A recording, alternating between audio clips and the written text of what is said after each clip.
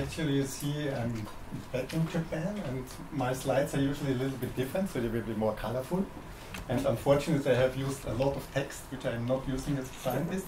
But what I want to try to convince you that we have now a very nice project, which is a joint project between the University of Vienna and the University of Osaka, and two other partners in Europe, in the University La Sapienza in Rome, and one company in Germany, which is SIUS.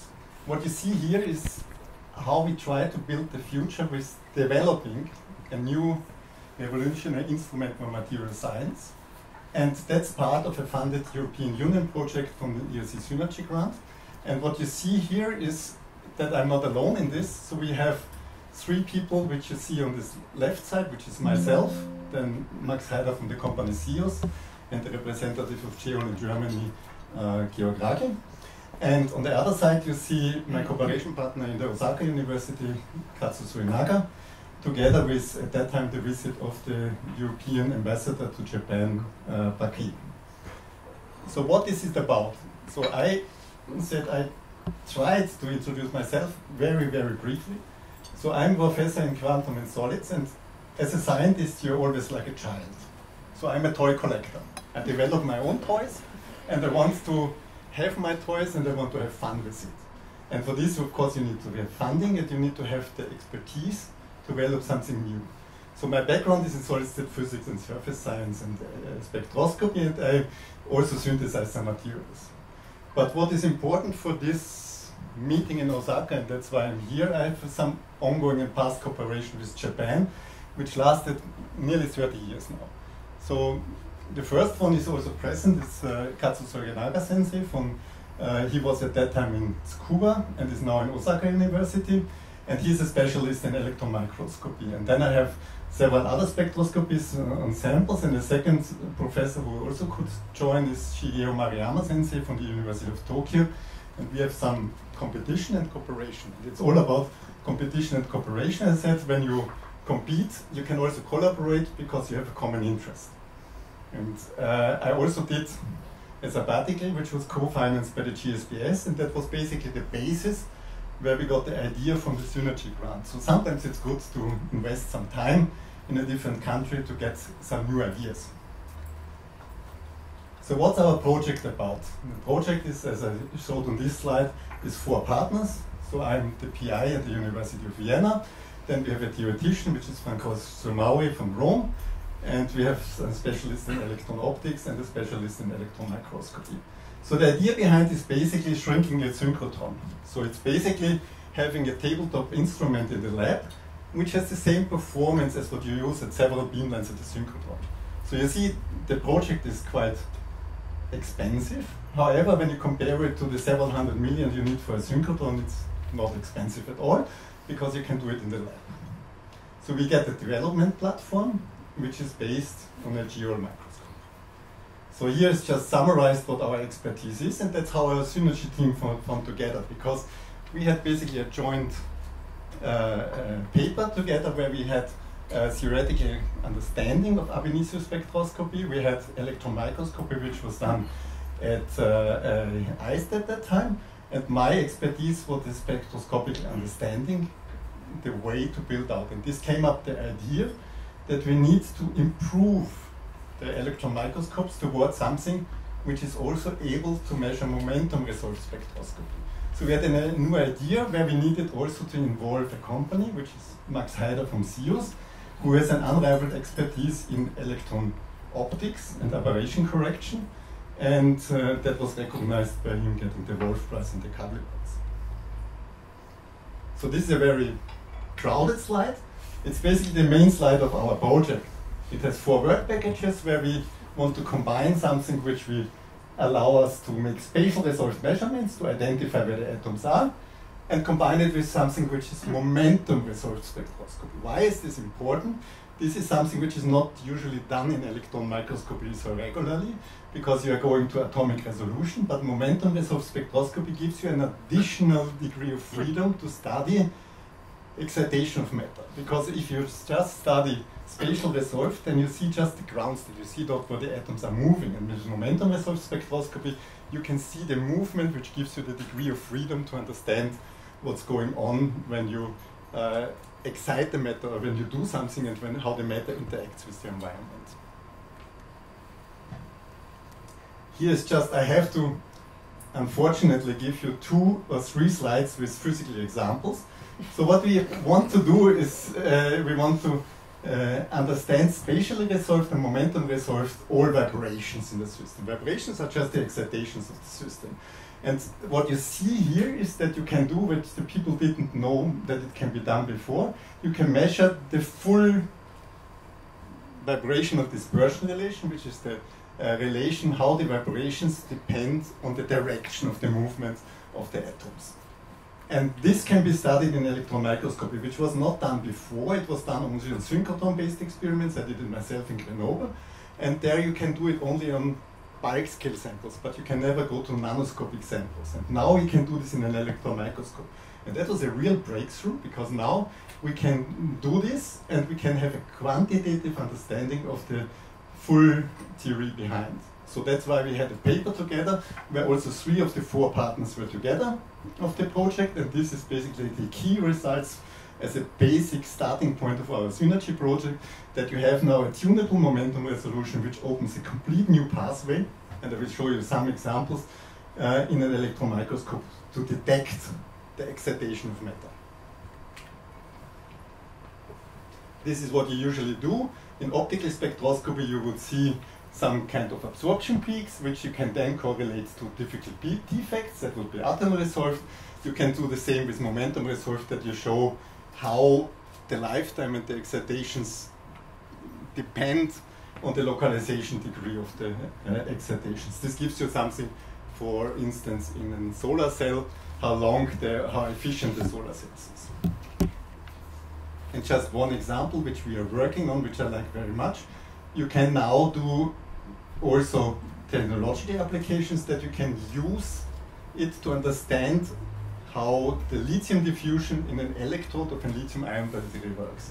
Basically, you have 4 different things which you have to do: the speed of the lithium diffusion, the amount of lithium, the local charge transfer, and the optical conductivity, which all influence your performance. So if the charge transfer is the wrong way, then your battery dies. And with this machine, we can now determine all these 4 properties in one system at the same time. And this is very, very interesting. So what is our project about? I said we have a lot of text in them. So basically what we want to study nanoscale material, and we want to find them as the key materials for future solutions, for instance in the European Green Deal. But in order to make a breakthrough, as it's written here, there's one problem. We need to control exactly the geometries. We need to understand how the influences influence the transport, the electronic and the optical properties, and all controlled on the nanoscale matter. And this is not possible with any single instrument which is available now. Because you need to understand this, not only regarding the structure, but you need to understand it regarding the excitation spectrum. That means you need to study, as it's written here, fundamental excitation. And you need to study this not only with optics, which means you basically have no momentum transfer, because you cannot transfer momentum with optics, but you have to study it also with momentum resolution and with different scattering angles, because this gives you an additional degree of freedom to study. So this is the dream of all our material scientists or physical spectroscopies, that we can study both at the same time, the exact position and the complete nanometer resolved momentum dynamics simultaneously. And this is what the goal of our project is for, that we can do this for nanoscale objects and even monolayers.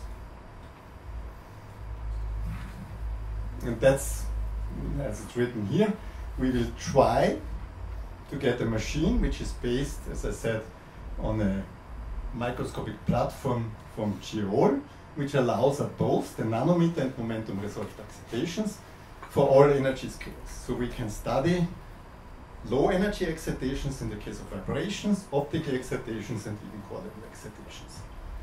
And this allows us to study all these properties at the same time for material size. But what I promised Director Baccarini, that I will show one potential of these measurements beyond. And this is, you can also, when you have now this high momentum and high energy resolution, you can do it as a way to explore small molecules in organic chemistry by getting access to hydrogen vibrations. Because with the hydrogen vibrations, you can do the same thing what you do in hydrogen NMR to study the system, but now you can do it with much smaller elements by using a new detection modes for electron microscopy using liquid cells.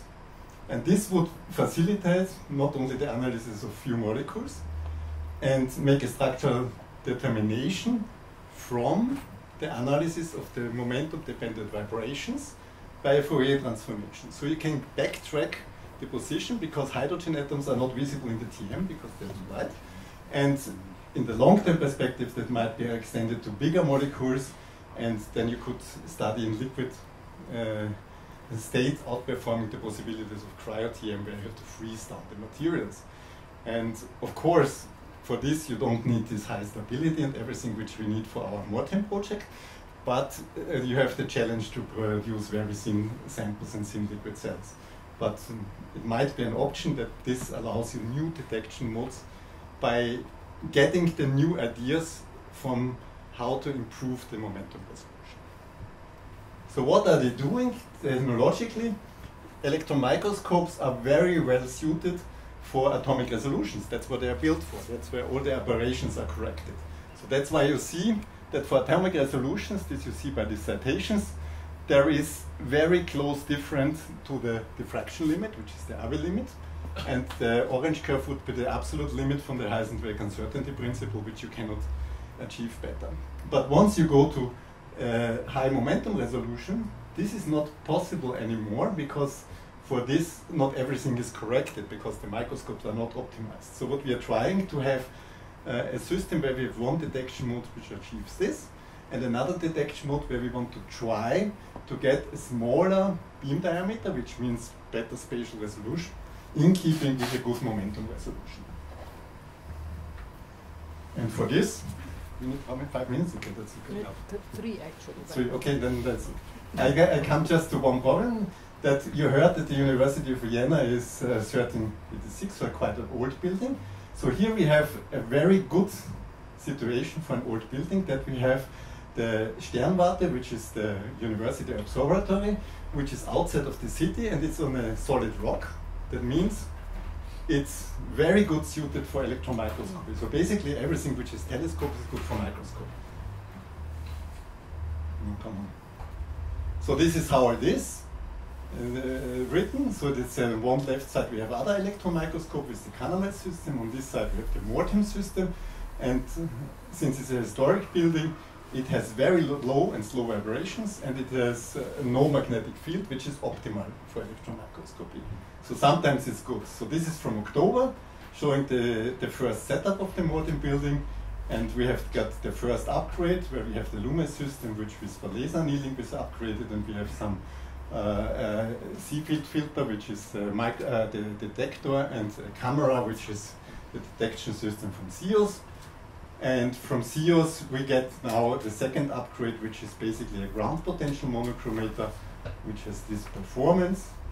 And this is currently tested and will come to Vienna in September, October, depending how fast this implementation works. And for the last 2 slides, I have just 2 more slides. So the Mortem collaboration was a role model for building futures in science and technology, also for the European Union, because once we got funded, this ERC Synergy project, we didn't recognize that it was actually the second biggest investment of the EU in Japan for 2 million euro, which was given to my cooperation partner Cassis Renaga.